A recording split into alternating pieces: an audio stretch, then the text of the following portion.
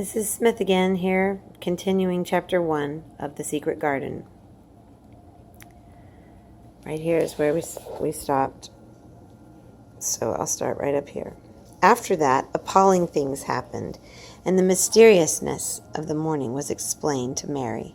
The cholera had broken out in its most fatal form, and people were dying like flies. The ayah had been taken ill in the night, and it was because she had just died that the servants had wailed and cried in the huts. Before the next day, 3 other servants were dead, and others had run away in terror. There was panic on every side, dying people in all the bungalows. During the confusion and bewilderment of the second day, Mary hid herself in the nursery and was forgotten by everyone. Nobody thought of her. Nobody wanted her. And strange things happened, of which she knew nothing. Mary alternately cried and slept through the hours. She only knew that people were ill, and that she heard mysterious and frightening sounds when she crept into the dining room and found it empty, though a partly finished meal was on the table, and chairs and plates looked as if they had been hastily pushed back when the diners rose suddenly for some reason. The child ate some fruit and biscuits, and being thirsty, she drank a glass of wine which stood nearly filled, and being thirsty, she drank, and then she did not know how strong it was.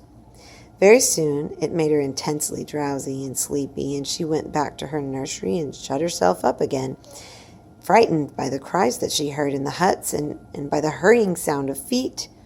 The drink made her so sleepy that she could scarcely keep her eyes open, and she lay down on her bed and knew nothing more for a long time. Many things happened during the hours in which she slept so heavily, but she was not disturbed by the wails and cries and the sounds of the things being carried in and out of the bungalow. When she awakened, she lay and stared at the wall. The house was perfectly still. She had never known it to be so silent before. She heard neither voices nor footsteps and wondered if everybody had got well of the cholera and all the trouble was over. She wondered also who would take care of her now her ayah was dead. There would be a new ayah, and perhaps she would know new stories. Mary had been rather tired of the old ones. She did not cry because her nurse had died.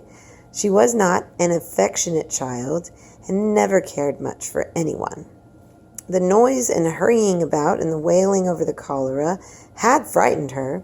She had been angry because no one seemed to remember that she was alive. Everyone was too panic-stricken to think of a little girl who no one was fond of. When people had the cholera, it seemed that they remembered nothing but themselves.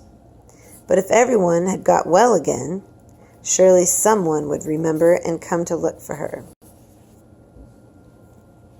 But no one came, and as she lay waiting, the house seemed to grow more and more silent.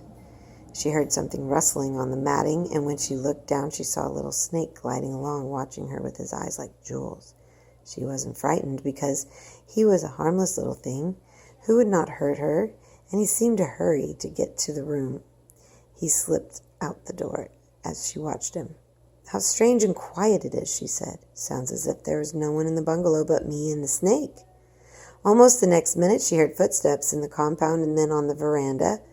They were men's footsteps, and the men entered the bungalow and talked in low voices. And no one went to meet or speak to them, and they seemed to open doors and look into rooms. "What desolation!" she heard one voice say. "That pretty woman, I suppose the child too. I heard there was a child, though no one has ever saw her." Mary was standing in the middle of the nursery when they opened the door. A few minutes later, she looked an ugly, cross little thing and was frowning because she was beginning to be hungry and feel disgracefully neglected. The first man who came in was a large officer, and she had once seen talking to her father. He looked tired and troubled, but when he saw her, he was so startled that he almost jumped back. "Barney," he cried out, "there is a child here. A child alone, in a place like this. Mercy on us, who is she?" "I am Mary Lennox," the little girl said, drawing herself up stiffly. She thought the man was very rude to call her father's bungalow a place like this. I fell asleep when everyone had the cholera, and I have only just awakened. Why does nobody come? It is the child no one ever saw, exclaimed the man, turning to the companions. She has actually been forgotten. Why was I forgotten? Mary said, stamping her foot. Why does nobody come? The young man, whose name was Barney, looked at her very sadly. Mary even thought she saw him wink his eye as if to wink tears away. Poor little kid, he said. There's nobody left to come. It was in that strange and sudden way that Mary found out that she had neither father nor mother left, that they had died and been carried away in the night, and that the few native servants who had not died also had left the house as quickly as they could get out of it, and none of them even remembering that there was a Missie Sahib. That was why the place was so quiet. It was true that there was no one in the bungalow but herself and the little rustling snake. The end of chapter 1 of The Secret Garden.